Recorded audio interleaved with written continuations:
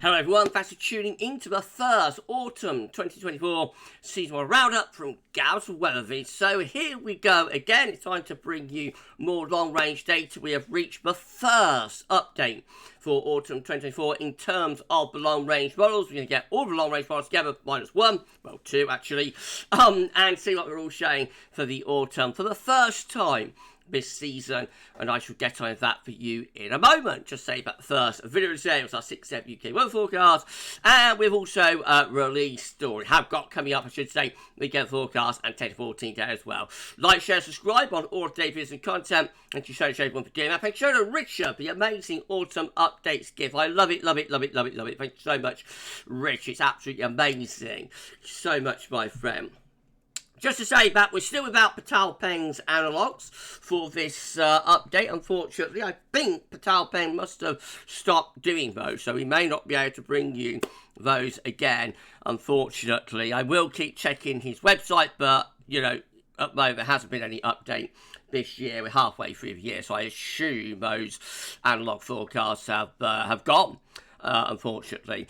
And also we're without the Beijing Climate Centre this month. Their website, when I'm recording this, is unresponsive, sadly. So we're without the BCC this month. Hopefully their website will be back up and running by the time we do the second Autumn 24 Seaboard Roundup at the end of July, end of next month. But I've got all the other long-range models, so we'll go through those right now. Let me just put the leg up. Hang on. Oh, blimey, there we go. Okay, let's crack on then. We're going to start off, as always, with CANSIPs from Tropical Tidbits. So this is the mean sea level pressure anomaly for autumn 2024, showing that we've got low pressure to the north and some sort of ridge in the Atlantic, also some low pressure though down towards the Azores, actually, interestingly. That's probably indicating an active hurricane season. All this blue down here to the south of the Azores through the tropical Atlantic around here and to here, probably indicating low pressure, which of course would be tropical storms and or hurricanes through the autumn. But anyway, coming back to home, going back to us, we've kind of like got average pressure there, really, so not particularly high or low pressure for the autumn with CANSIPs. As far as the temperature anomaly is concerned, it's slightly above average in those sort of pale orange colours, which is about a degree above normal, I suppose. And precipitation-wise, actually, it's a little bit on the drier side, if anything, for this autumn. So a rather sort of dryish and a relatively mild autumn start us off. Alright, we go through to the temperature anomaly forecast from NASA, forecasting above average temperatures for the autumn, September, October, November. On temperature scale, it's about half a degree, 1 degree above normal. Precipitation not showing a great deal, wetter than average to the north, maybe a little bit drier than average to the south. Looks like a standard sort of westerly type autumn there. This will come from the NMME suite of models, by the way. We've got the GEM, Nemo, next, going for just slightly above average temperatures for this autumn. Not a particularly big deviation near normal grids, a little bit above. And again, a rather drier autumn is being indicated, particularly to the west of the country, UK and Ireland. And then we've got NCAR for the autumn temperature anomaly. Again, just ever so slightly above average, near normal, slightly above. Not really a particularly big deviation on temperature scale. It's up to half a degree above normal, so it's within average, really. And precipitation-wise, again, it looks drier than average just to our south and a little bit wetter than average to the north.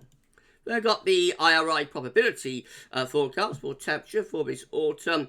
The probability is favouring above average temperatures for Ireland, England and Wales by about 45 to 50%, but a cooler than average autumn being indicated for Scotland, interestingly, by again around 45 to 50% probability. So, you know, what sort of pattern would deliver a warm and average autumn in Wales and a cold average autumn in Scotland? Would be interesting. Maybe a lot of northwesterly winds. And as far as precipitation goes, not really any signal either way. Just looks like probabilities are favouring slightly wetter than average autumn just to the west of Scotland. But again, not really favouring an outcome either way. CFSB2, 700 millibar height anomaly for the autumn. Looks anti-cyclonic actually. High pressure above average height centred over the top of the UK and Ireland. That yields above average temperatures for the autumn in those orange colours. Again, that's about half a degree to 1 degree above normal. And precipitation, not much of a signal, but if anything, perhaps seems to being a bit on the drier side, which I suppose you would expect if we got high pressure slap bang over the top of the country anomalously through the autumn. Right, well, that's the American models done. Let's come back to Europe, starting off with ECMWF. This has been sea level pressure anomaly for the autumn of 2024 from the ECM. And actually not looking that different to like CFS, really. High pressure looks like it's in control across West Europe. Low pressure is up towards Greenland and Iceland as well. Temperature anomalies for the autumn are slightly above average, half degree to 1 degree above normal with the ECM. Not much of a signal for precipitation, but I would have thought a drier autumn would be likely more than anything. Go through the Copernicus suite next, starting with Meteo France. Again, mean sea pressure anomalies from Meteo France showing high pressure dominating for the autumn of 2024 there across northwestern parts of Europe. Slightly above average temperatures by about half a degree above normal, so again not a particularly big deviation, and no particular signal again for precipitation. Dry autumn would be expected though with high pressure dominating. DWD, the German model, looks a little bit different. High pressure is sort of out in the Atlantic with the mean sea pressure anomaly, so more of a mid-Atlantic ridge type pattern.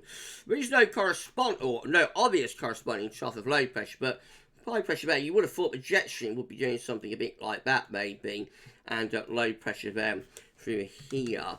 But anyway, the temperature anomaly is actually above average for this autumn by about half a degree to 1 degree above normal. And again, similar to the other models, it's dry and average to south, wetter than average for the north.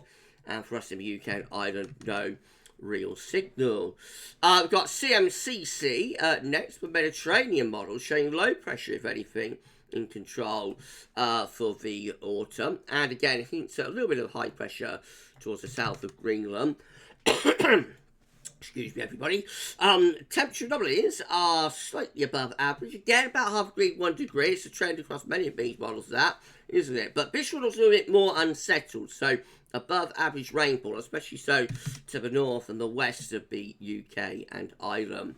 And then we've got the ECCC, this one, again with some higher pressure in the Atlantic. That's a bit of a trend within some of these Copernicus models, I have to say. Lower pressure then into the north and also set parts of Europe. And again, you would think this would send a jet stream onto a northwest-southeast alignment there. Temperature anomalies, despite a northwesterly sort of jet stream, actually coming out above average again, half degree to 1 degree. And rainfall-wise, or precipitation-wise, it's wetter than average to our east and northeast, and drier than average to our west and northwest. Looks very sort of west-northwesterly with the flow there. And then we've got the JMA, finally, for the Copernicus suite, and penultimately for this video. So this one with high pressure over just the south country, low pressure up to the north. That looks very westerly, I have to say. Temperature anomalies, as with most of these other models, coming out slightly above average. Not a desperately warm season, but a little bit above the seasonal normal. And again, we see drier than average to our south, wetter than average to the north, in what would be probably quite a westerly season.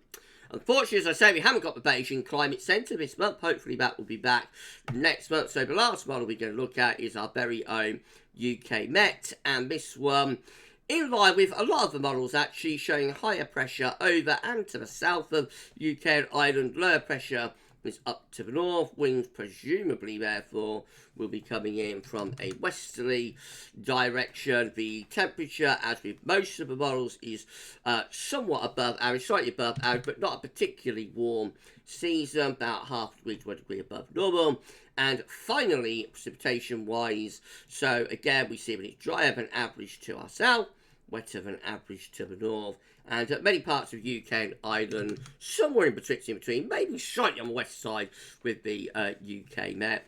in what would again be quite a westerly Atlantic driven season. And there we go. That's your first autumn 2024 seasonal round. I think we have quite a decent trend, actually, considering it's the first update, which normally has, conflicting signals and a very weak trend. But this actually has quite a strong trend for, like, a westerly autumn. Very classic, typical sort of autumn in many ways, with high pressure tends to be to the southwest around Spain and Portugal, and low pressure around Iceland and Greenland. Westerly, setup which brings through the early part. That happens through the earlier part of the season. That could bring quite a coolish September and maybe a more unsettled September as well. If that carries on to November, then obviously the westerlies get a lot milder then. And so that would deliver quite a mild, still potentially quite wet, but quite mild sort of November. So, it remains to be seen, but it's quite a strong trend within this first update. And we've got 2 more of these to do. So the next seasonal roundup will be at the end of October, and we'll do a final, the next seasonal roundup will be the end of July, and then the final seasonal roundup will be at the end of August, just before we release the GavsWeatherVids Autumn 2024 forecast. Right, well, that's that one done. So, just say that coming up later on, we have a weekend forecast, and there'll be a 10 to 14 day as well. Please keep checking back to the channel for more. But for this one, that's all for now. And thanks so much.